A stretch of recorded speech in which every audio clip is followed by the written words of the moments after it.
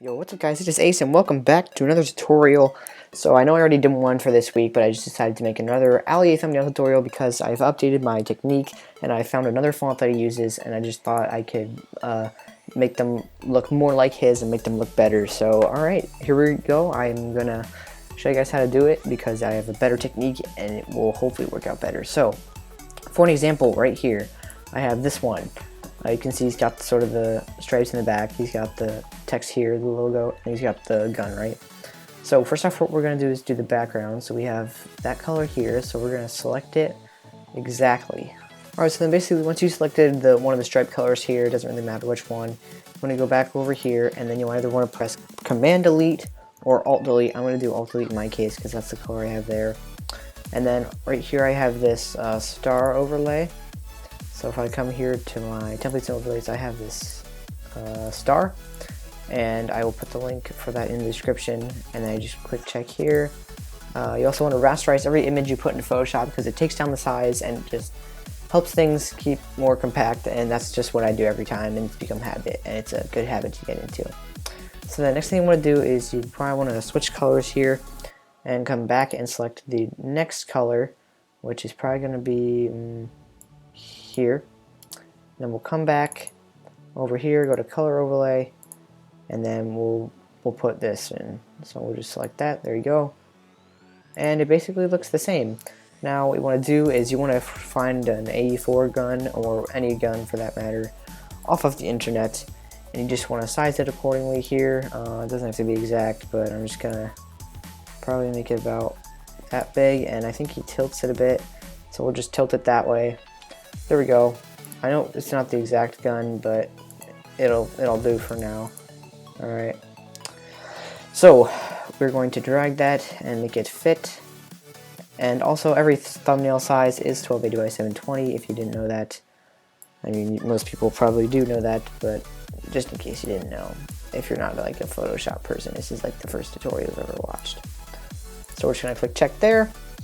And another thing he does is he usually turns up the saturation on every image he puts in because it just makes it look better. So if we go to adjustments and then go to hue and saturation, I'm just going to get rid of the mask because I don't need that. You can turn it up a whole lot. Don't want it to be too much because you don't want extra color to come out like that. That should be good. Yeah, I know this AE4 is sort of bland color, but it'll do for now.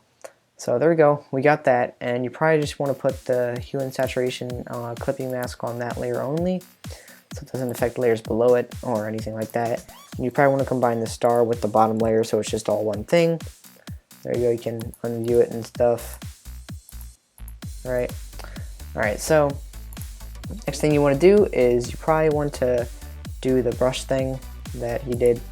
You want to put a new layer here, and then if you look at the example, you'll see he has like this white right here, where she basically just took his brush, got like a big one like this, and then he got white or whatever, you know.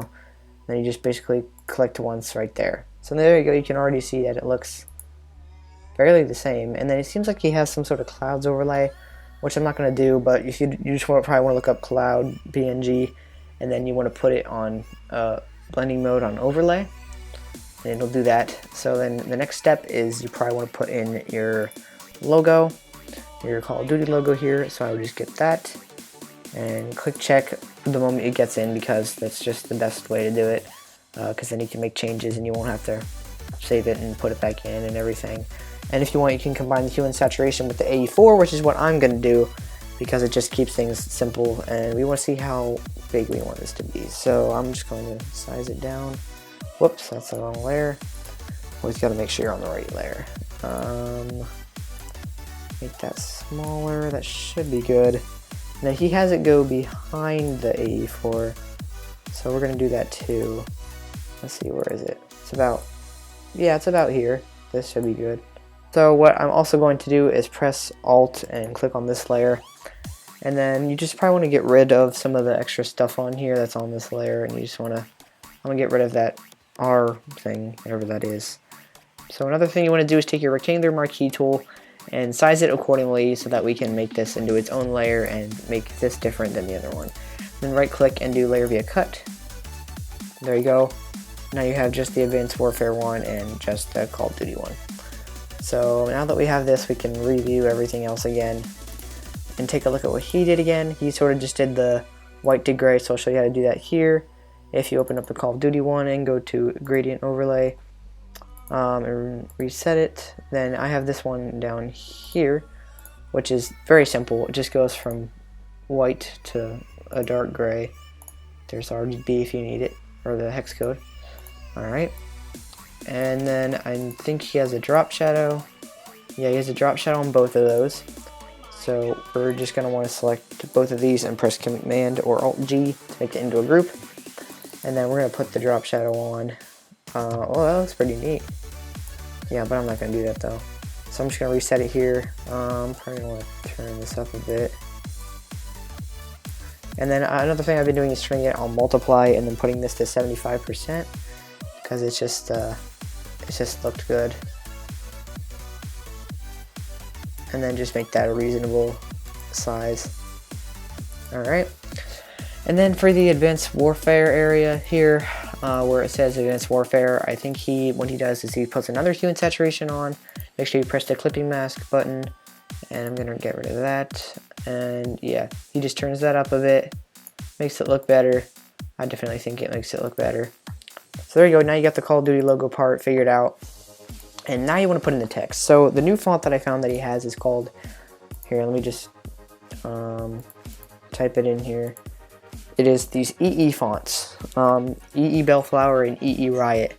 These are both very popular fonts that he uses. The Bellflower one costs money, but the Riot one is free, so that's how I got the Riot one. And then this one I just spent the $5 that it cost. You can get it on Evan Eckerd's website at evaneckerd.com. So yeah, that's pretty important that I found that. This is actually my most popular video. The last time I did it, this one's updated. It's gonna be better. So then, since his says AE4, so we're just gonna type that in, and then we want to make a separate one that says best class. So there you go. Move that so that it fits in, right? Move move the layers around however you want them to be, and then now we can size these up a bit, and he makes